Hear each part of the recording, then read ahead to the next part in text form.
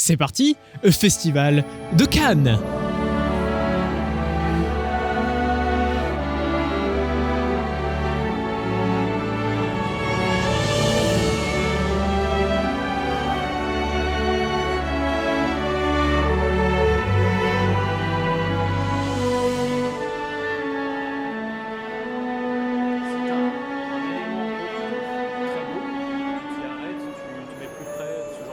Salut tout le monde, c'est Lizofaï et bienvenue dans ce nouveau vlog du Festival de Cannes. Peut-être que cette année je ne le couperai pas parce que finalement c'est pas si mal. Et cette année je suis beaucoup plus rodé vu que j'ai fait d'autres festivals. Vous m'avez vu au PEL, vous m'avez vu à Vichy et maintenant je suis beaucoup plus rodé. Qu'est-ce que ça veut dire rodé? Ça veut dire que si j'ai envie de jouer à un jeu, eh ben j'attends de pouvoir jouer à un jeu. Je vais pas me dire ah on fera ça peut-être à un autre moment. Non, ça c'est une très mauvaise idée. Donc c'est parti, on va voir ce que nous réserve le salon. J'ai noté quelques petits stands à aller voir, mais en vrai pas tant que ça.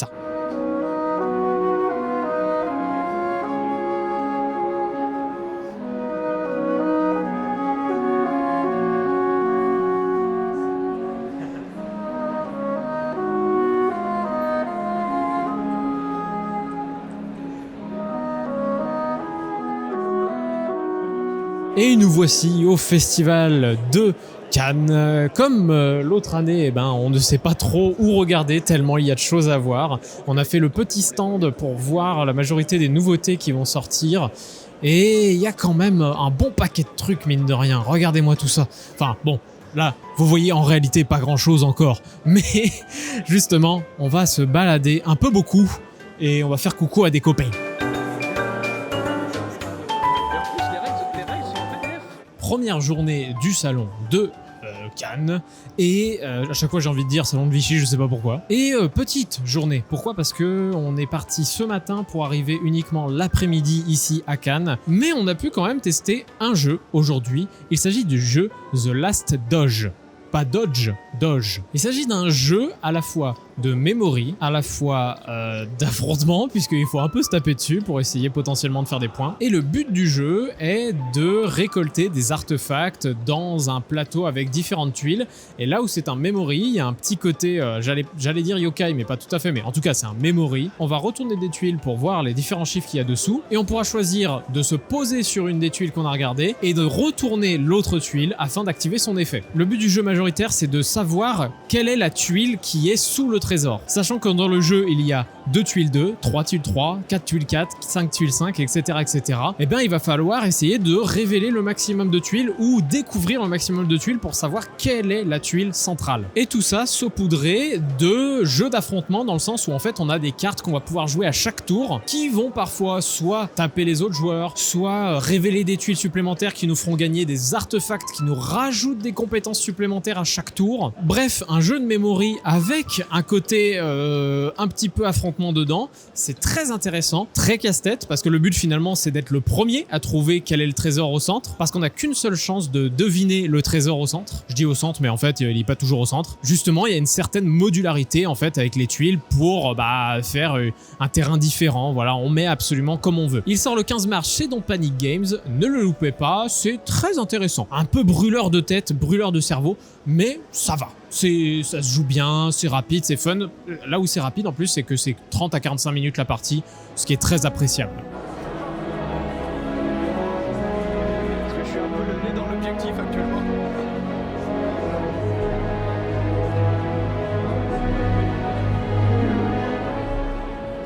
Et ben on attend devant la fameuse porte pour la cérémonie des récompenses des As d'Or. Cette année, personne m'a posé la question, mais en même temps, cette année j'ai joué qu'à un seul jeu de la sélection des As d'Or, comme l'année dernière d'ailleurs. Non, l'année dernière c'était pire, j'avais joué à aucun des jeux. On va voir ce que ça va donner. Ce qui est certain, c'est que cette année je n'ai joué que à Faraway, donc j'espère qu'il va gagner. Même si cette année c'est pour moi la sélection la plus difficile à savoir quel jeu va gagner par rapport à d'autres. L'année dernière il y avait beaucoup de choses évidentes. Cette année c'est compliqué. En expert on a la Familia quand même, qui est une grosse prise de risque. Darwin Journey qui est pour moi pas une prise de risque. Et le troisième qui est Château Blanc chez Yellow. Celui-ci, à la limite, pourquoi pas, parce que avoir un petit jeu expert comme ça, c'est-à-dire vraiment en très peu de temps, très très intéressant ça. Et après dans les autres catégories, j'y connais tellement rien que du coup je vais très peu parler. Ce qui est sûr, c'est que je serais très content que Maurice Le Dodo gagne dans les As d'or enfants, parce que faire gagner un jeu qui peut se jouer dès 3 ans,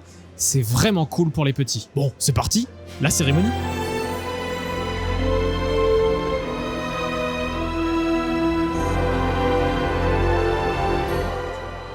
Je déteste l'organisation de cette année. Ils ont fait 2 badges presse différents. Il y en a qui rentraient avant. J'ai oublié mon parapluie, du coup je suis trempé. Et du coup on est placé au balcon comme vous avez vu. C'est... Des festivals et du congrès de Cannes. Vous savez, Pierre-Louis et moi, aujourd'hui, on est devant vous, sans chanson ni flafla. C'est dommage.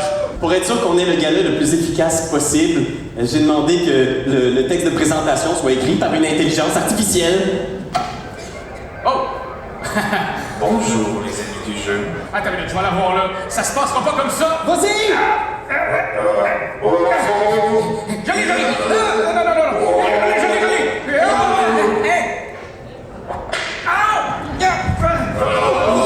C'est donc ça le monde réel. Sensation, émotion. Je pense qu'on n'a pas bien le choix de commencer à vivre avec parcimonie, ok? Beaucoup d'entre vous se posent beaucoup de questions sur le fonctionnement de ce jury. Est-ce qu'ils sont vraiment compétents pour juger les jeux? Comment se passent les délibérations? Qui couche avec qui, etc. C'est possible. Dans ce jeu de 5 à 10 ans, vous devrez, dans un premier temps, réaliser un puzzle de 42 pièces. Maurice Le Dodo est un jeu coopératif pour toute la famille. C'est un jeu de deck building où il faudra, pour remporter la partie, dévoiler simultanément une carte 4 et une carte chat. Et le gagnant pour la catégorie enfant est... Mon puzzle aventure.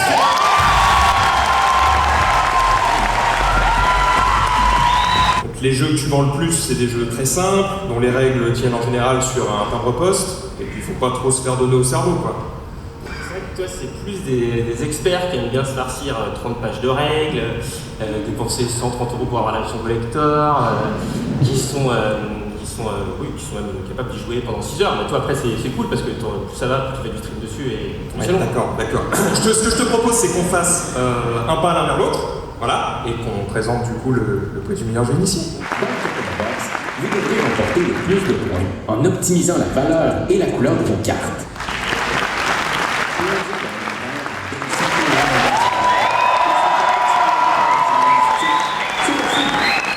Eh ben, un applaudimètre, quel suspense.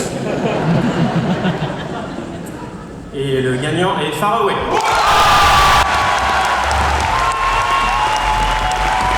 Catégorie initiée, les amis. Attention, j'appelle à présent. Bon, ah non, on vient de le faire. Oh là là, qu'est-ce qui se passe? Platon a dit un jour. Relis tes notes, tête de linotte. C'est vrai qu'il faut vraiment en avoir envie de se farcir 1 heure de règles et 6 heures de partie. Le joueur expert, finalement, n'est pas vraiment expert, il est surtout un peu masochiste.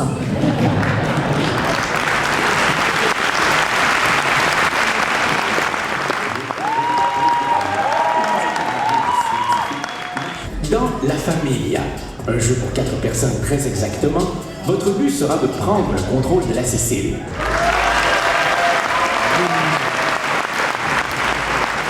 Afin de remporter la victoire, vous devrez placer vos ouvriers, entretenir le jardin, défendre le château, et ce, en seulement 9 actions. Conduire en blanc.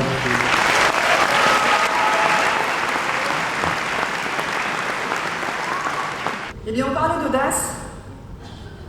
L'As d'or expert 2024, c'est la Familia.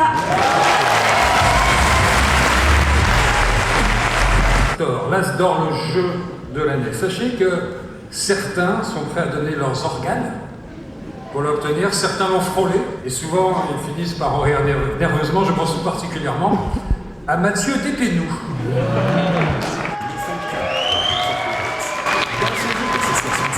Vous devrez obtenir le plus de points en équipe en regroupant certaines expressions données.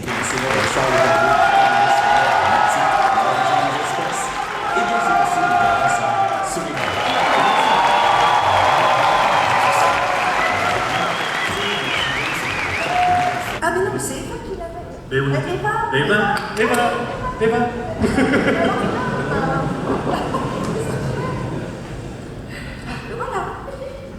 Bah voilà, on est 3, voilà. Parce que, je ramène. On n'a pas besoin d'enveloppe, en fait, on sait qui est le gagnant. On n'a pas besoin, bah oui, on connaît, on sait qui est le gagnant. Ouais. On l'annonce tous les 3 ? Oui. Vas-y. Bah, le gagnant est... Trio.「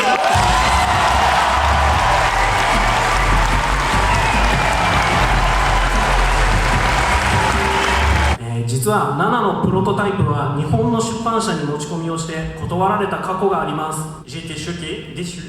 J'avais pourtant l'impression d'avoir créé un bon jeu, mais ils m'ont dit que j'étais trompé. Je m'étais trompé. C'est clair qu'il a signé avec les meilleurs. Je voulais d'abord remercier le jury, en fait, très honnêtement, très sincèrement, en fait, pour le travail qu'ils font, c'est chouette, et merci d'avoir primé Trio. Il n'a pas l'habitude.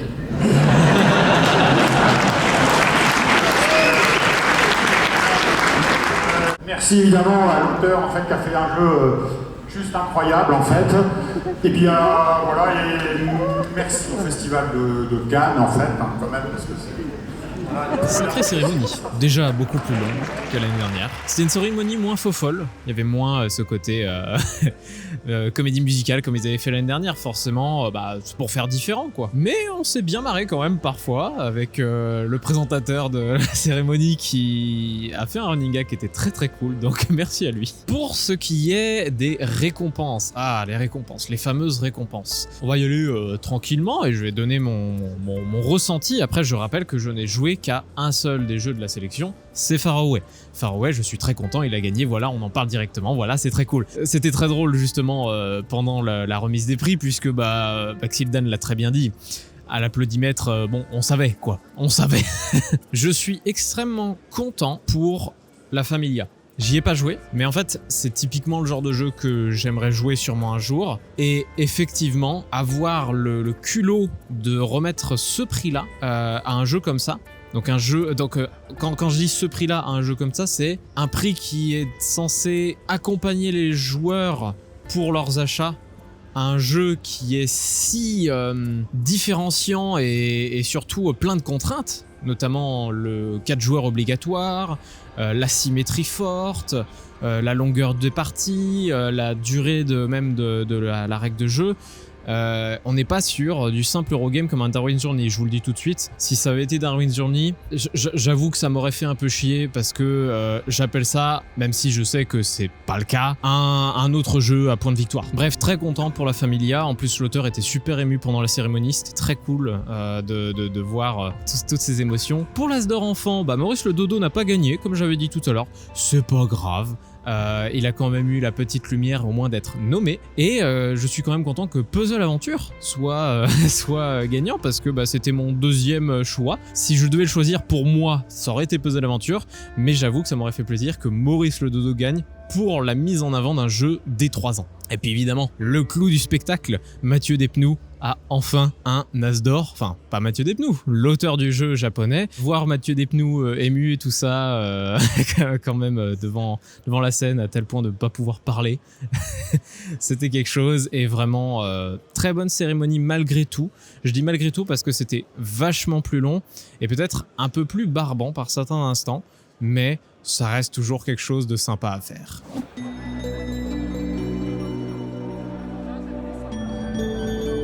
Vu le bruit, vous vous doutez que, je suis au off.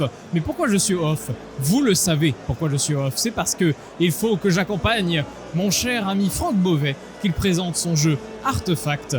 Il enchaîne tous les soirs en ce moment pour faire jouer le jeu Artefact au off de Cannes. Et croyez-moi, c'est pas une mince affaire, surtout vu le bruit. Donc la gorge, vous pouvez y dire adieu. Mais vraiment, vous allez pouvoir en profiter à fond de Artefact au salon, surtout qu'il a un stand vraiment très très cool pour les off. Franchement, c'est le plus beau jeu du salon. Il n'y a rien à dire là-dessus. Personne ne fait mieux qu'Artefact au off. On regarde un petit peu ce qu'il y a à côté, mais pour le moment, on trouve pas forcément des trucs, mais en même temps, c'est plus compliqué avec les protos. Il y en a qui sont plus avancés que d'autres, il y a des jeux qui... il y a aussi beaucoup de monde, donc forcément, c'est toujours difficile d'avoir de la place. Cependant, on peut quand même parfois tomber sur des petites pépites. J'étais tombé l'année dernière sur un jeu entre guillemets de casino. Donc ça avait un côté un peu... Enfin, la thématique, on la voyait pas souvent, donc pourquoi pas. Mais c'est vrai que c'est pas évident parce que on s'y perd très vite ici. C'est pour ça qu'Artefact, on le voit bien. On voit bien tous les éléments et ça c'est cool. Bon, ça se passe comment? Bah super, écoute, donc ça fait, là on est le 2e jour, j'ai déjà plus de voix. C'est horrible les off pour ça parce qu'en fait ça résonne et du coup on est obligé de gueuler pour s'entendre. Donc hier j'ai jusqu'à 4h du matin, j'ai eu que des bons retours, les flyers ils partent non-stop, tu vois, et les gens s'arrêtent, ils disent incroyable pour le jeu, donc moi je peux qu'être content, hein. J'ai roulé 12 heures là pour venir, je peux dire que j'étais pas forcément, mais là ça vaut le coup quoi, juste pour ça vaut le coup. Mais du coup tu vas faire 4 heures tous les soirs? Ouais. Bonne chance, hein, putain. Ouais, il y a que des bons retours. Et comme je te dis, il y a plein de gens qui se demandent. Par exemple, hier, il y a une personne qui a tellement aimé le jeu qu'après, il a fait les démos avec moi. Eh ben, si vous voulez encore plus d'infos pour le jeu, de toute façon, vous avez le lien dans la description pour le site internet.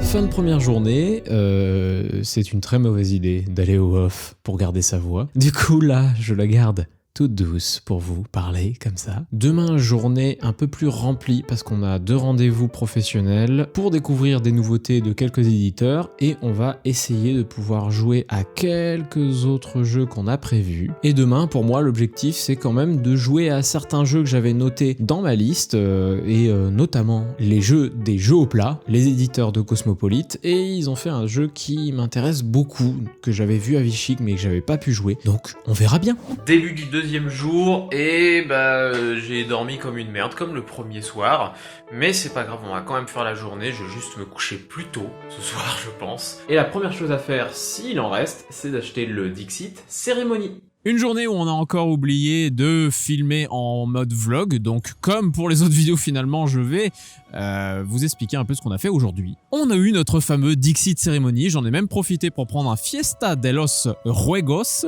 un Fiesta de los Muertos version jeu de société, et juste après on a couru à Lorcana, et là on a vu le stand de Lorcana. Quelle dinguerie! On peut dire qu'ils avaient du pognon et ils avaient envie d'en mettre aussi du pognon, vraiment. C'était magnifique et on a pu récupérer un petit goodies du coup chez Lorcana, voilà. Et c'est cool de leur part, merci beaucoup. Juste après, on a couru jouer une nouvelle fois à Altered. Pourquoi jouer? Parce qu'en fait, si on voulait le goodies, il fallait rejouer. Oh mince, on devait rejouer à ce jeu qui était incroyable. Il y a eu le Kickstarter il y a pas longtemps, si vous l'avez loupé, il y a peut-être un late pledge, en vrai j'en sais rien, mais Altered, c'est génial. Juste après avoir joué à Altered, on se demandait avec mon acolyte, est-ce qu'on a fait autre chose? En fait, on a vraiment glandé aujourd'hui, hein.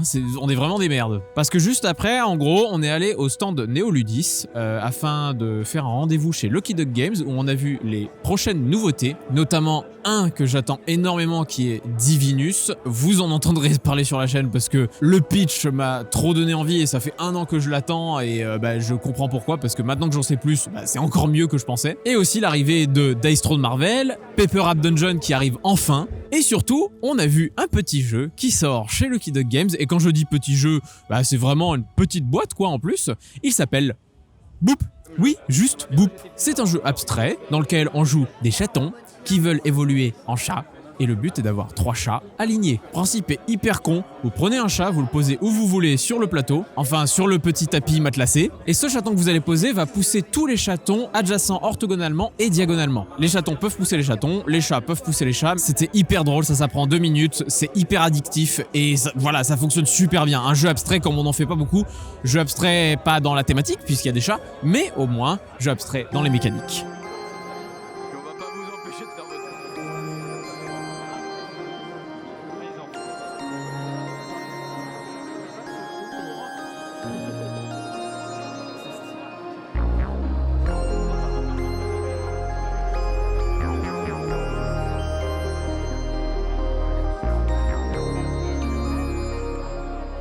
On est rentré parce qu'il faisait froid, parce qu'on a faim, donc là actuellement on attend une petite livraison pour manger. Et après ce merveilleux petit jeu qu'était Boop, on a joué à un merveilleux petit jeu que un certain Simon, comment dire, un monsieur qui a tendance à, quand il aime bien un jeu, il fait « Achetez-le bordel de... » Voilà, il fait un truc comme ça à peu près. Et du coup, on est allé jouer à Sink or Swim. En avant-première chez Yellow, alors théoriquement il était en avant-première au passe-temps, vu qu'il l'avait commandé en anglais, mais c'est confirmé depuis pas mal de temps. Yellow localise le jeu Sink or Swim en France. Sink or Swim, je vous avoue que je partais avec un mauvais a priori dans le sens où autant il y a des fois je fais confiance à Simon sur beaucoup de trucs, autant j'ai parfois des jeux où vraiment j'ai pas le feeling que ce soit en termes d'idées, de mécanique, etc.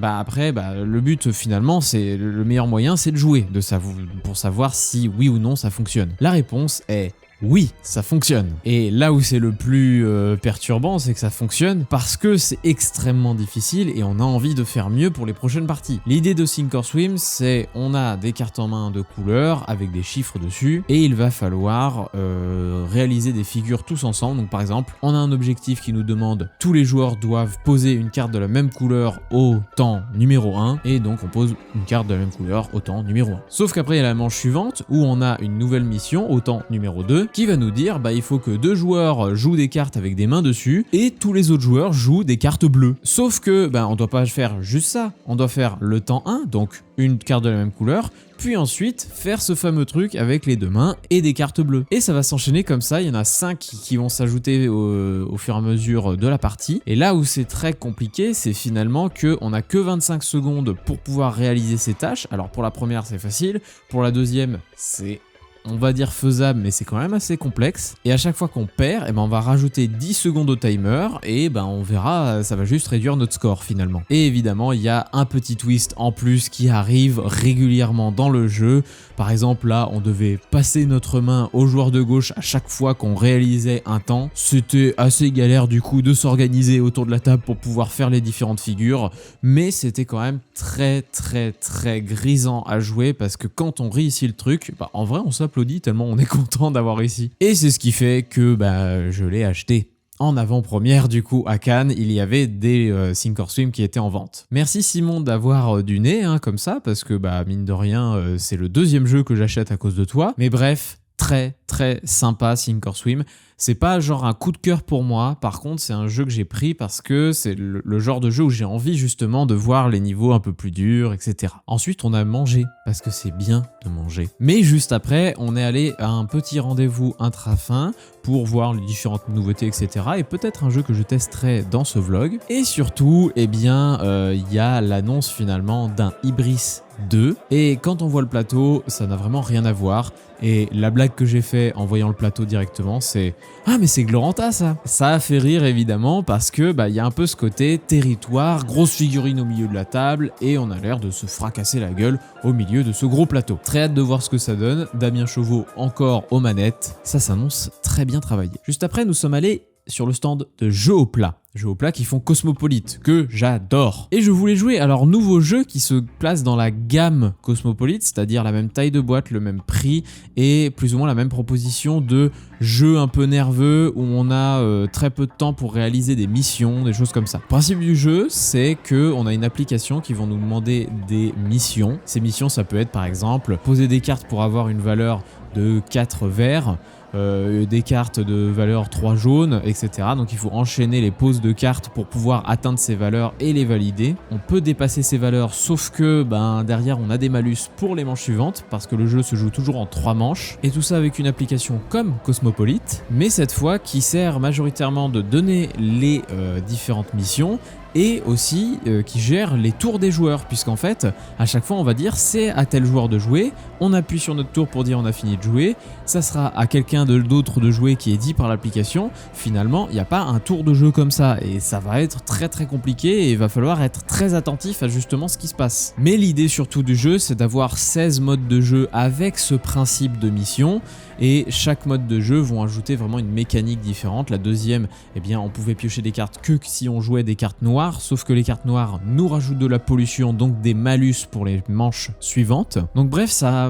amène vraiment quelque chose de très intéressant. J'ai hâte de le voir arriver. A priori, ce serait juin 2024, donc je l'attends. Et enfin, nous avons joué à Duel of Chaos de WannaGame. WannaGame qui est une compagnie en rapport avec Lume42, que je vous avais présenté en short YouTube, mais aussi une compagnie en lien avec Yoka Baitsume. Vous vous souvenez? C'était l'année dernière, j'étais allé les voir pour jouer au au jeu de société Dragon Ball qu'on avait adoré, c'était vraiment notre coup de cœur. En fait, c'était pas forcément le jeu le plus innovant, le jeu le plus comme ça, mais c'était notre coup de cœur, notre jeu qu'on aime jouer, vraiment c'est les sensations qu'on aime beaucoup avec mon acolyte. Et cette année, ils sont de retour. Dragon Ball va arriver normalement rentrée scolaire de l'année 2024 et l'extension Hades plutôt dans l'été 2024, si j'ai bien compris. Peut-être que je me trompe sur les dates, mais au moins ça va arriver. Et donc on a joué à Duel of Chaos, qui est le deuxième jeu de chez Wanna-Game, qui est un jeu de deck building où le but du jeu, c'est vrai qu'il faut y penser quelque part,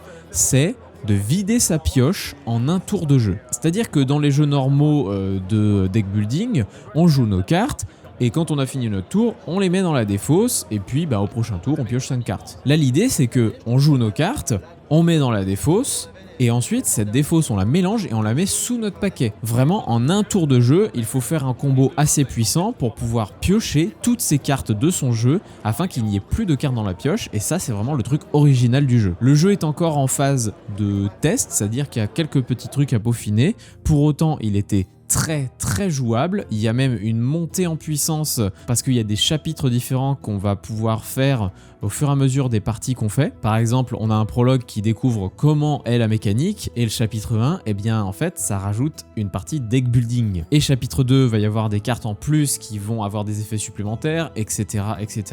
Il y a beaucoup de choses à faire avec ce jeu, un deck building très original avec un design en plus qui est vraiment, enfin nous on est très fans, donc moi je vais rester à l'affût par rapport à ce jeu qui m'a beaucoup convaincu. Et on termine cette journée avec juste une balade dans les stands, et notamment dans le stand pro de Néoludis, où on a pu revoir un peu les jeux et revoir un peu les gens aussi, puisqu'on est retourné voir Jade Games, les fameux auteurs de Martial Art, de Smatchers Coach Battler, qui devrait arriver très bientôt. Alors on n'y a pas rejoué, par contre on nous a fait jouer à un petit jeu, parce qu'en fait on n'avait vraiment pas le temps, un petit jeu qui s'appelle Oval Maniac. J'ai beaucoup aimé la première phrase de l'éditeur qui m'a demandé « T'aimes bien le rugby ?» Moi j'ai dit non.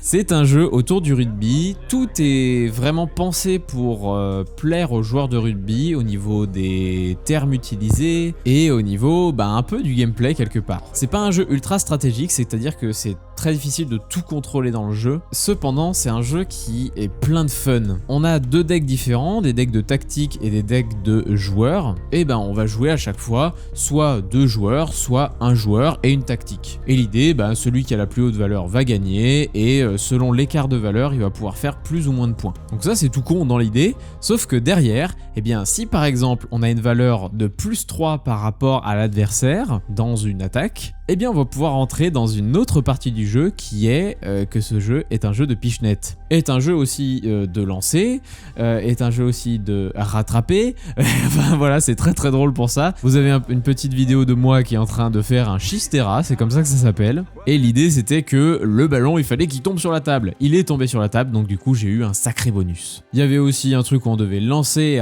et rattraper le ballon avec ses 2 doigts, ce qui est très compliqué. Et le cœur du jeu, c'est de faire une pichenette entre les 2 paquets de cartes, comme si on tirait entre les poteaux du rugby. Et si on réussissait à le faire, on gagnait plus de points comme au rugby. Bref, c'était assez fun. Ça fait une fin de journée qui nous a vraiment plu, parce que c'est en fait c'est drôle quoi de finir sur un jeu comme ça. Et puis on s'est barré et on a fait ces vidéos là. Voilà. Mais ce soir là, on va manger et après on va dormir. Non, on va peut-être jouer à un jeu qui s'appelle Saigon 75, qu'on doit jouer depuis un moment, et que Nuts, ils sont trop sympas. Donc on va jouer à ça, et puis bonne nuit, on se retrouve demain.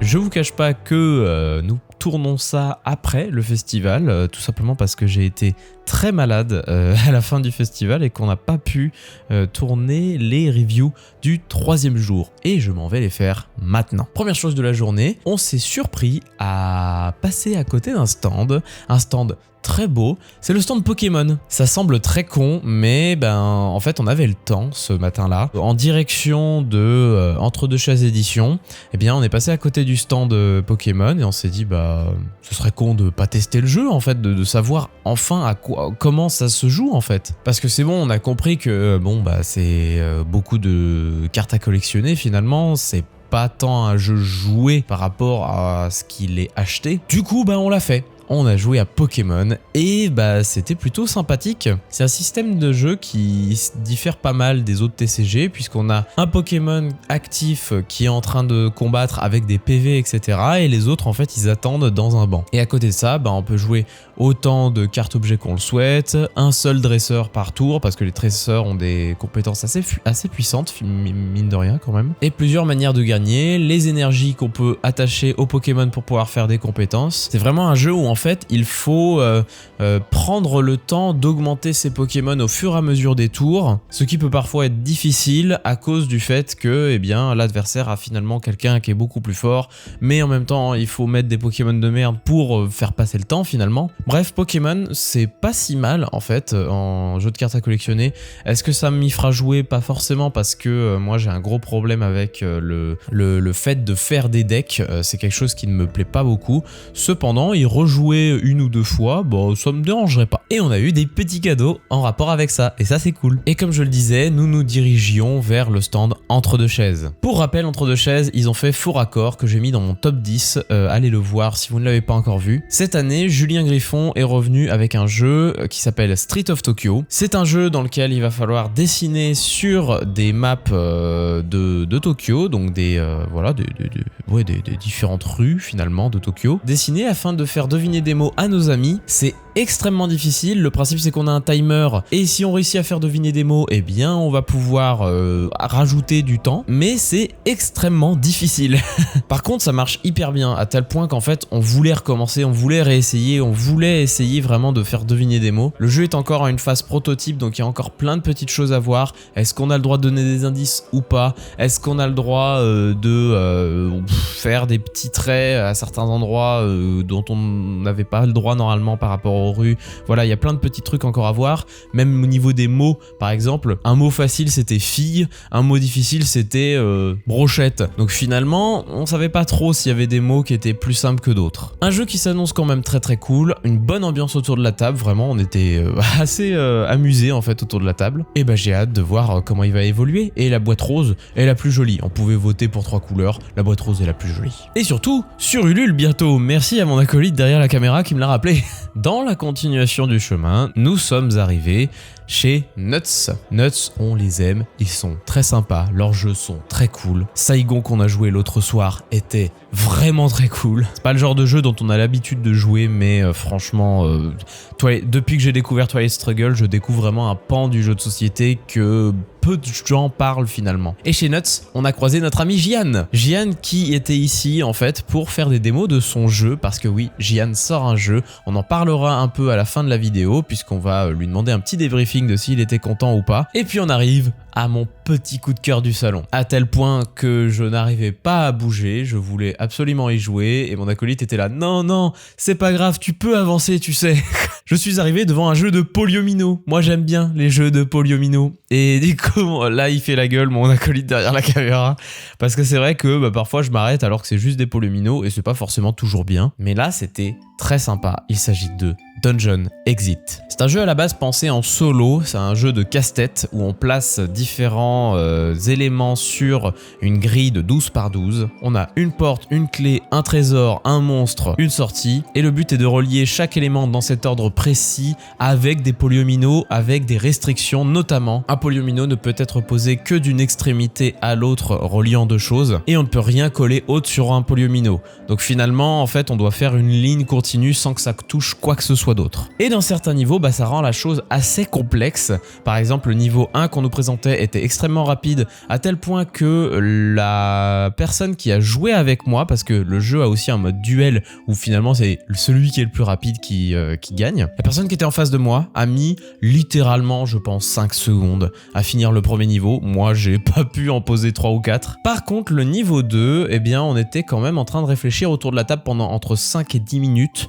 Donc il y avait quand même une grosse tension qui se créait. Ça, c'est le jeu duel et solo, et encore en solo, on a des niveaux qui sont encore plus compliqués avec un plateau sur la boîte et un plateau en bas où il y a un escalier qui va relier la partie du haut et la partie du bas, ou encore un mode coopératif où on va avoir des objectifs à nous de la couleur rose, des objectifs à nous de la couleur bleue, et va falloir relier d'un lieu à l'autre par rapport au plateau des choses. C'est extrêmement intéressant et waouh, qu'est-ce que c'était bien, la sensation en plus de jeu est très satisfaisante parce que oui, c'est casse-tête, mais il y a les casse-têtes en fait où on réfléchit, on teste des trucs, on peut bouger des choses, et il y a les casse-têtes où ils sont très frustrants parce qu'au contraire rien ne bouge, rien n'avance, et là il ne fait pas partie de cela. Celui-là est très satisfaisant et j'encourage vraiment à aller voir Dungeon Exit. Il arrive logiquement, si je me souviens bien, rentrée 2024, parce que un peu complexe à fabriquer, tout est aimanté en fait dans le jeu, on a des petits ponts, on a les éléments polyomino pareil aimantés. C'est chez Unfriendly Games qui a fait Nekojima. Il a eu sa petite lumière Nekojima, donc vous imaginez bien qu'en termes de matos, il y a un truc quand même assez intéressant. Bref, Dungeon Exit, mon petit coup de cœur du Salon de Cannes, je pense.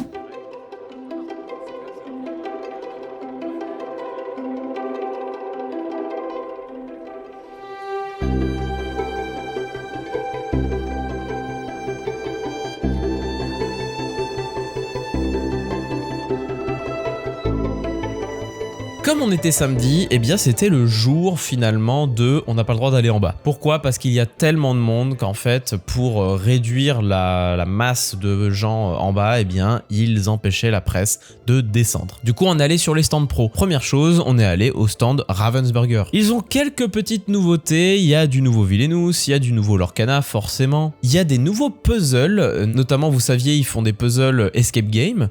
Eh bien là ils sortent des puzzles enquête, donc ça m'intrigue quand même pas mal. J'ai bien envie de voir ça. Il y a aussi la localisation française d'un Horrified, et ça c'est cool parce que c'est un jeu qui n'arrivait pas sur nos frontières parce que a priori, comme le jeu de base parle des vieux films des années 80, eh bien voilà, ils pensaient que en termes de public, il n'y avait pas forcément l'attente. Enfin, il n'y avait pas forcément des gens qui allaient prendre. Donc là, c'est le Horrified avec les dieux grecs. Le but est de battre un certain nombre de monstres. C'est un jeu coopératif et c'est un jeu quand même qui a une sacrée aura malgré le fait qu'il n'est pas sur notre sol français. Maintenant oui, il le sera. Un nouveau jeu aussi qui arrive, c'est Chronicle of Light, ou comment faire un jeu Disney qui soit un peu plus accessible que Villainous, parce que mine de rien Villainous c'est pas si facile que ça. Un jeu coopératif dans lequel on joue des princesses Disney qui vont devoir accomplir des objectifs, qui vont devoir détruire des ombres, etc. etc. C'est très joli en plus et ça sort je sais plus quand, mais en tout cas c'était ça donne vraiment envie à tester. Mais ce qui a retenu le plus notre attention chez Ravensburger, eh bien c'est un jeu pour enfants. J'ai très peu l'habitude de voir des jeux pour enfants, j'ai très peu l'habitude de tester des jeux pour enfants, et là on a pu voir le fameux jeu 1, 2, 3, Faufile-toi de Anthony Perron et Fabrice Chazal. Mais retenez bien le nom de Anthony Perron. C'est un jeu de 1, 2, 3 soleil. Ça a l'air si con, mais c'est finalement très bien pensé. L'idée c'est qu'on a des ratons laveurs qui vont se déplacer sur un plateau qui se resserre, on va dire. Le but est d'aller chercher des éléments dans la poubelle qui est au fond. Et pour ça, eh bien il y a un autre joueur qui est caché derrière une maison et qui fait 1, 2, 3, faufile-toi, et donc au moment où il relève, eh bien il faut que les ratons laveurs soient bien cachés derrière des petits arbres qui sont placés sur le plateau. Le truc c'est qu'il y a des arbres qui ont des petits creux, il y a des arbres qui ont de la nourriture, il y a des arbres qui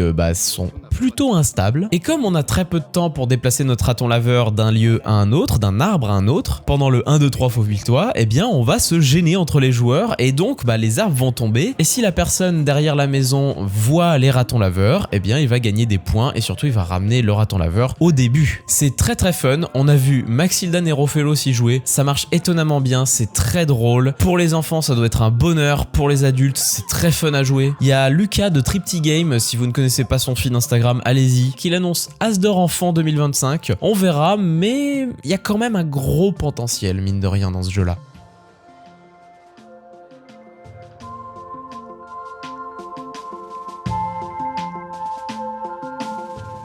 Et cette journée était la journée des rencontres vraiment hasardeuses. C'est-à-dire que on se balade, on se dit bon bah c'est quand même l'heure, faudrait qu'on sorte, on va chercher à manger. Et au moment de se balader, on tombe sur le responsable communication de Matago qui me dit j'aime bien ta chaîne et tout, normalement sur rendez-vous mais tu peux venir. Je fais ok, très bien.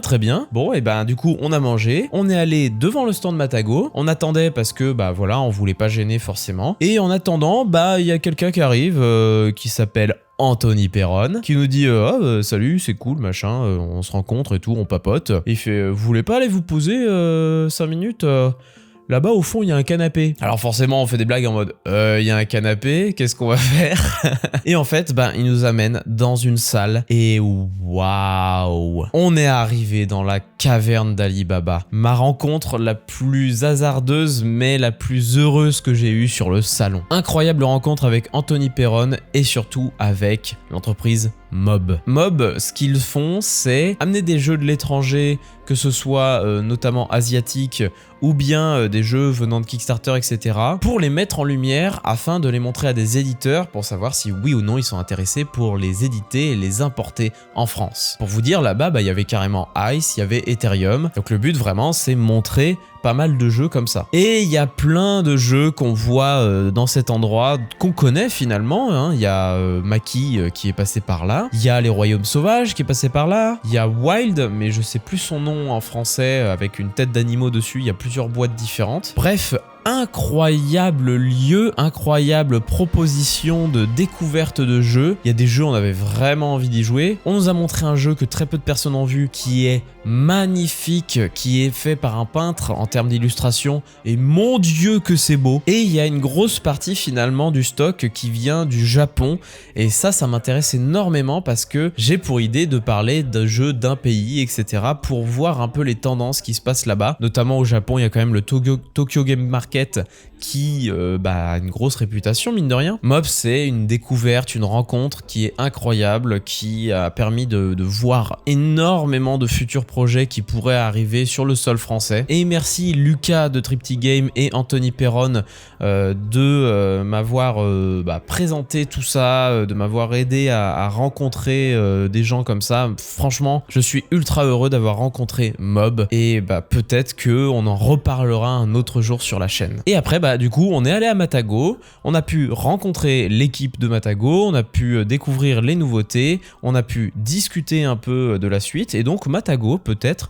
aura quelques apparitions sur la chaîne. Merci à eux de me faire confiance. De toute façon, ça, vous le verrez plus tard, puisque si jamais il y a quelque chose qui se fait avec eux, eh bien, vous le saurez. Et mon acolyte derrière dit et il y aura la suite de Kemet. Oui, il y aura la suite de Kemet avec plein de trucs énormes qui arrivent sur Kemet. Notamment un mode de jeu équipe par équipe.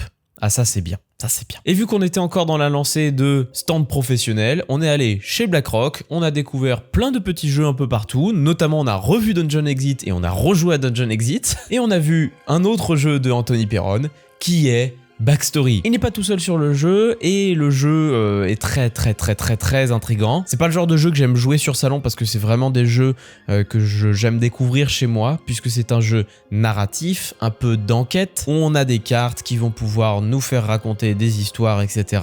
Mais surtout le truc un peu intelligent du jeu, c'est qu'on a des cartes qu'on va superposer à d'autres avec des cartes qui sont perforées, donc soit avec des trous, soit avec carrément la carte qui est limite découpée en fait, et qui fait apparaître des trucs en particulier sur les autres cartes. Et ça c'est hyper malin, ça a l'air très cool. Moi c'est le genre de jeu que j'adore faire parce que ça donne des expériences et des immersions qui sont incroyables. Donc futur jeu chez BlackRock, Backstory, ne loupez pas ça. Et on a fini la journée chez nos copains de Jade Games et de Aura Games Legend. Jade Games ils faisaient Smashers Coach Battler, et bien Aura Games Legend c'est eux qui font Smashers Coach Battler, mais du coup maintenant ils font leur jeu un petit peu tout seul. On a refait une partie de Smashers mais cette fois entièrement, et j'ai pas gagné à un point près malheureusement. Bon et bien c'est mon acolyte qui a gagné derrière, il a bien géré son truc sur les derniers tours. Moi je galérais les derniers tours alors que j'ai tout défoncé au début, j'ai rien compris. On a fini cette troisième journée et waouh, en faisant cette fameuse review de la journée 3, mine de rien c'était une journée ultra remplie. Mais maintenant il est temps d'aller une dernière fois au off pour aller voir Artefact et voir les différents retours que Franck a pu avoir.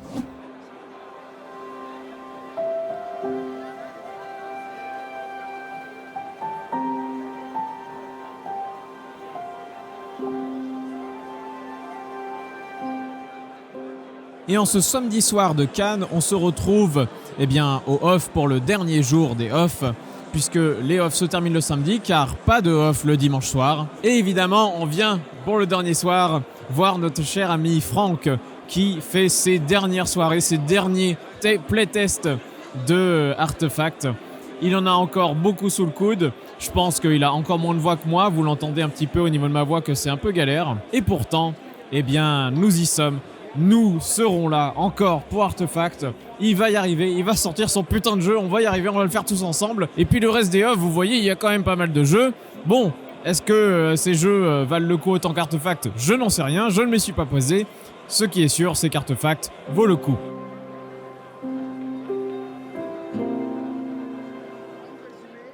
Bon, Franck, c'est 4 soirs au off. Comment on se sent après ? Sans voix. Ça valait le coup de venir jusqu'ici, hein, je dois quand même le dire. J'ai eu que des retours incroyables tout le long. Plein de gens qui m'ont fait beaucoup de compliments et sur le matériel et sur les capacités incroyables du jeu. Toi, ça me touche beaucoup, quoi, tu vois. Ça valait le coup de venir ici au off. On va y arriver. On fait tout pour, en tout cas. Hein. Il y a quand même beaucoup de gens qui sont passés et qui voient, qui sont intéressés, qui sont intrigués par le truc. J'ai quelqu'un qui est passé, je lui ai fait toute une explication pendant que ça jouait. Ouais, ça a l'air vraiment d'intriguer beaucoup de gens en fait, et c'est ça qui me ferait chier, c'est de voir autant de gens intéressés pour un jeu qui n'arrive pas, et pourtant il y a un truc quoi, il y a un truc. Alors les financements participatifs, ça sert à ça, ça sert à sortir des jeux hors normes, et hors normes, moi non plus j'ai plus de voix, et Artefact il est là pour ça. Vraiment, je te souhaite vraiment d'y arriver, et bon courage pour la fin. Est-ce que t'as un truc à dire sur les personnes qui sont venues te voir? Il y avait vraiment plein de personnes différentes, et ce qui était très chouette, c'est qu'il y avait plein de gens qui suivaient déjà le projet et qui m'ont dit ah oui, en fait on te suit sur Code, on te suit sur Facebook, on te suit par tes vidéos, et des gens qui sont dans l'ombre, qui ne s'expriment pas, et qu'en fait ils ont tous trouvé le jeu vraiment super, donc, et qui m'ont dit qu'ils allaient pledger, tu vois, donc ça c'était vraiment super chouette quoi. Voilà, moi j'y crois, tu vois, après les 4 soirs là, je peux que y croire quoi, tu vois. Eh bien croyons-y, vous aussi. Suivez Artefact, vous avez encore le site internet, le Kickstarter bientôt. Tous ensemble, allons-y.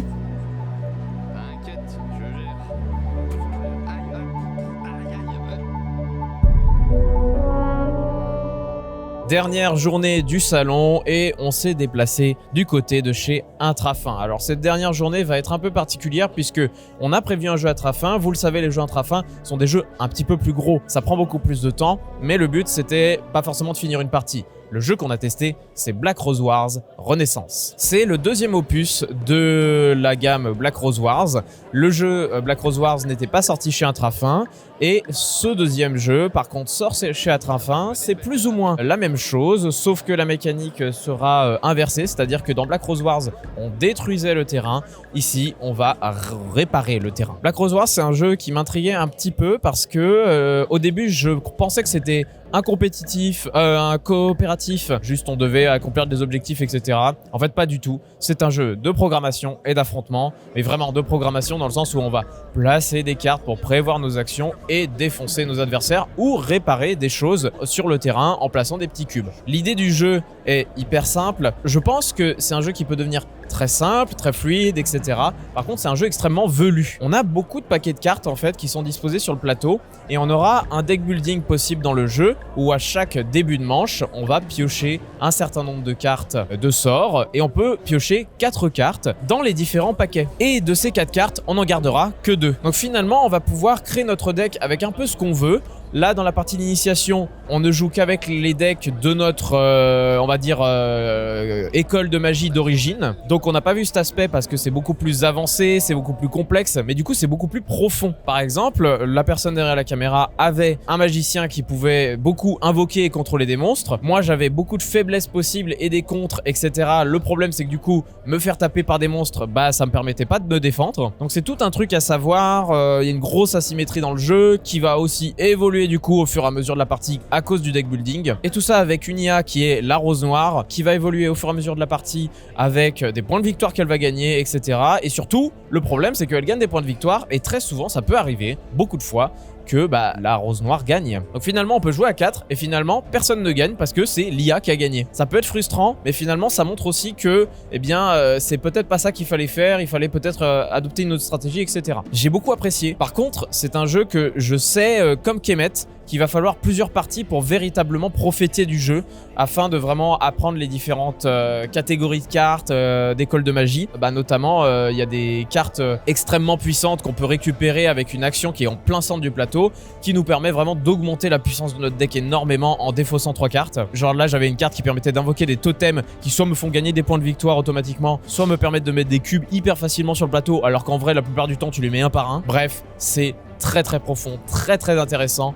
Un jeu velu comme pas possible, mais qui au bout d'un moment se joue avec une efficacité extrêmement redoutable, et c'est souvent très limpide ce qu'on doit faire, et c'est ça que j'ai beaucoup apprécié, c'est que finalement on se pose très peu de questions, on sait quasiment à tous les tours ce qu'on va faire. Les cartes ont 2 sens, donc parfois il y a un sens qui nous arrange par rapport à un autre. J'ai pas dit la moitié des choses tellement il y a de choses à raconter à propos de ce jeu. C'est très gros, c'est chez Intrafin, c'est ce qu'on aime parfois chez Intrafin, et je vous encourage à aller le voir parce que c'est un 2e opus, on a l'impression que c'est juste une réédition. Non, a priori c'est vraiment quelque chose de nouveau.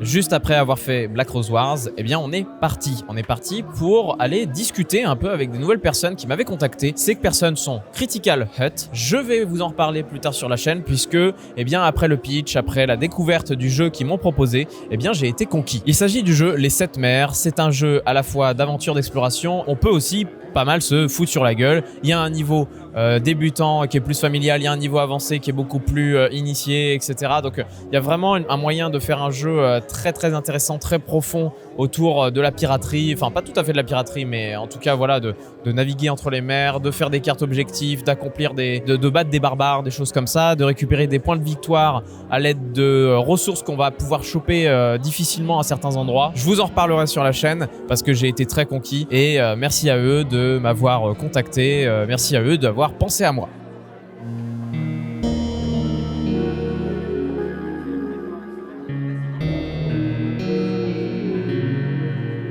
Juste après, nous sommes allés manger parce que c'est bon de manger. Et après, on a fait une après-midi un peu particulière puisque on a rejoué à Star Wars parce que on avait envie. C'est aussi con que ça. Le jeu marche toujours aussi bien, c'est très dynamique. Ça arrive mi-mars si je dis pas de bêtises, et c'est très très sympa.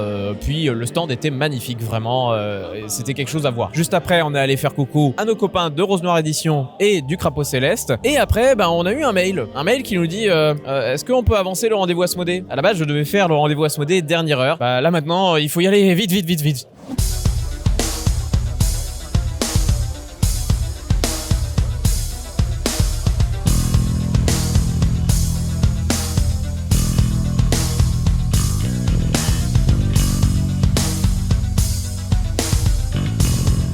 Bon, on se retrouve avec Gian après un gros rendez-vous Asmodée où on a eu plein de cadeaux. Merci encore. Je suis avec Gian au stand Nuts qui a présenté son prototype. Vous pouvez le voir un peu par ici. Est-ce que tu es content finalement du temps que tu as passé à Cannes quand même? Très bien, surtout pour toucher un public joueur hyper familial, donc avec pas mal de retours sur le prototype développé pour Nuts, donc c'est cool. Il y a vraiment une volonté que finalement ça soit édité quoi. C'est dans les clous. Hein. C'est déjà signé? Non. Ah, c'est pas signé. Compliqué, on y reviendra sur un épisode spécial, mon très cher Isfay. Alors c'est un jeu qui va simuler une aide alimentaire d'urgence. On a une catastrophe, des besoins en aide alimentaire ou en aide médicale, et les joueurs vont essayer d'organiser la chaîne logistique pour aller sauver ces gens-là. Est-ce que ça t'embête si je dis il y a un système très inspiré de Pandémique? Alors ça ne m'embête pas, on peut même en parler d'un Pandémie, d'un Pandémie plus. Type expert quoi. Initié, avec un côté un peu plus modulaire, donc un peu plus de variété que Pandémie. C'est bien que j'aime Pandémie, hein. Oh oui. C'est pas une critique sur Pandémie. Est-ce que tu espères le voir quand? Un an et demi. Oh quand même, il y a encore un peu de développement quoi.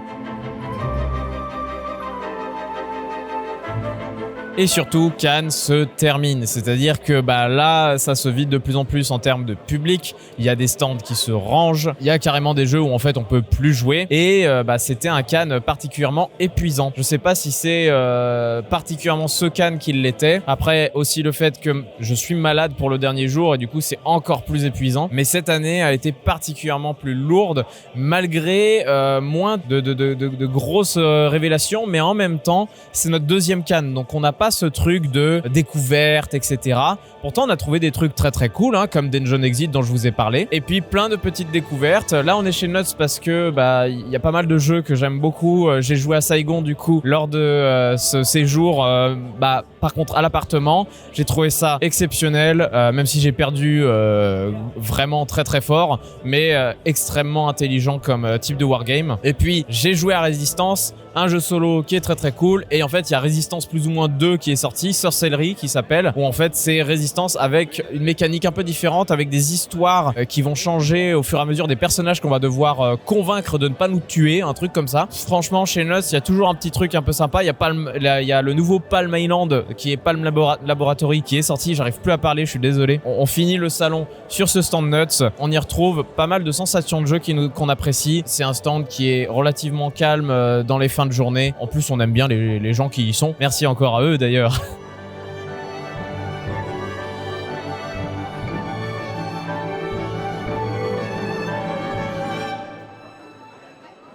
Et c'est la fin de ce salon. Je le fais sur le même endroit que pour la review du 3e jour. C'était un salon éreintant. Un salon très fatigant. Cannes, c'est vraiment lourd, mais en même temps, on découvre plein de choses. C'est assez incroyable en termes de rencontres. Il n'y a pas plus fort que Cannes, vraiment. Autant à Vichy, on pouvait jouer à beaucoup de jeux. Là, à Cannes, en fait, on rencontre et on parle à beaucoup de monde, mais on ne découvre pas tant de jeux que ça. Même si, quand même, par rapport à Cannes de l'année dernière, on a fait largement mieux. Et après les différents rendez-vous, on nous a offert plein de cadeaux. Vous pouvez voir un gros panel ici, cette grosse photo qui sont nos cadeaux qu'on a eu pendant le festival. Merci aux éditeurs qui me font confiance encore une fois lors de ce salon. J'avais fait une petite story Instagram où je remerciais tous les gens que j'ai pu croiser, que ce soit Intrafin, Asmodee, Wanagame, Critical Hut, Ravensburger, Yellow, et forcément j'en oublierai parce que j'ai vu tellement de gens lors de ce salon.